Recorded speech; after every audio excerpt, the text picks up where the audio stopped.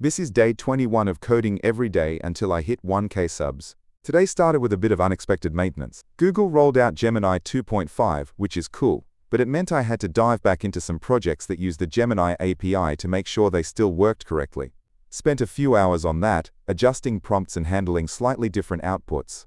One of the projects affected was Talk to LLM, my command line tool for interacting with large language models. Since it automates web interactions, changes in the underlying LLM behavior can throw it off. Got it sorted out though. It's designed for Windows right now, using image recognition to chat with web interfaces.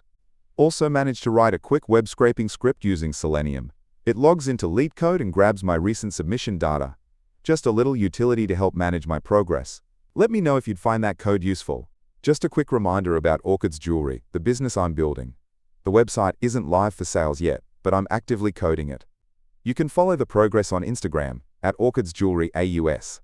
And for those using VS Code, especially with GitHub Codespaces, don't forget about Codespace Assistant.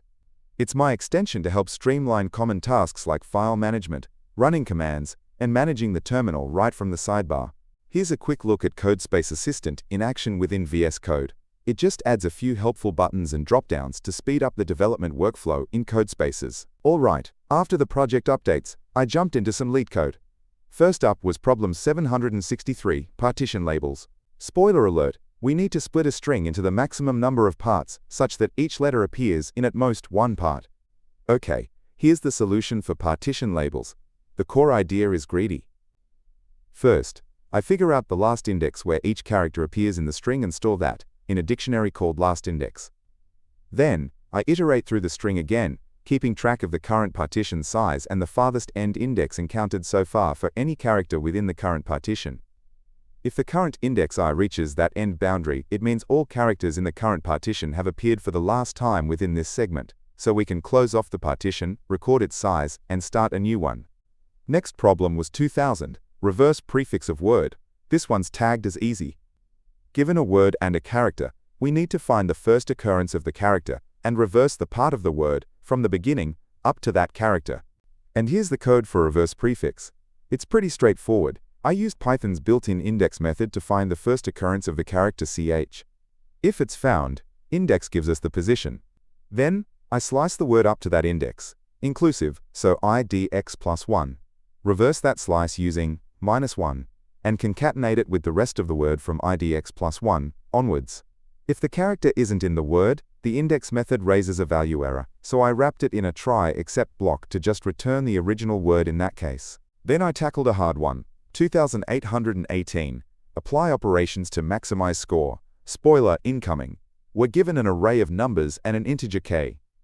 We need to perform k operations. Each operation involves picking a subarray, finding the element with the highest prime score, number of distinct prime factors, in it, picking the smallest index if tied, and multiplying our total score by that element. We want to maximize the final score modulo 10 to the power of 9 plus 7. Okay, this one's complex, so let's break it down. First, we need the prime score for each number. I used a sieve of Eratosthenes to efficiently generate all prime numbers up to the maximum value in the input array nums. Then, for each number in nums, I iterate through the generated primes to count how many distinct prime factors it has. That count becomes its prime score. The next crucial step is figuring out for which subarrays a given element nums will be chosen. An element nums is chosen in a subarray if it has the highest prime score, with ties broken by smaller index. This sounds like a next greater element type problem. I used a monotonic stack, doing 2 passes, left to right and right to left. This helps determine the nearest element to the left, previous underscore dominant, and right, next underscore dominant, that has a greater or equal prime score. The range between these defines the subarrays where nums is the dominant element according to the rules. Note: the logic shown here is slightly different from the user's provided code, but achieves the goal of finding the contribution range using monotonic stacks. The user's code used a single pass, which can also work, but requires careful handling of stack pops. This 2-pass approach is often clearer. Finally, we combine everything. We calculate how many subarrays each nums dominates using the previous underscore dominant and next underscore dominant indices. The number of such subarrays is I previous underscore dominant, next underscore dominant, violence I. Since we want to maximize the score, we should prioritize multiplying by larger numbers. So, I sort the nums elements by their value in descending order. Then, iterate through the sorted numbers.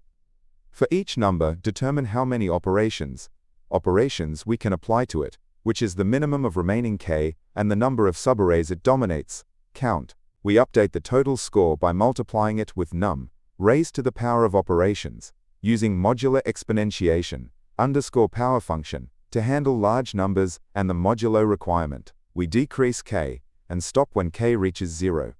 This greedy approach works because choosing a larger number earlier contributes more multiplicatively to the final score.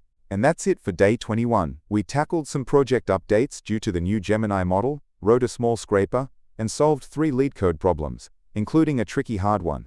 If you enjoyed the video or found it helpful, please leave a like, subscribe to follow the journey to 1K subs, and maybe comment with any thoughts or questions. If you want to support the channel further, you can head over to buymeaboba.com, link in the description. Thanks for watching, and I'll see you tomorrow.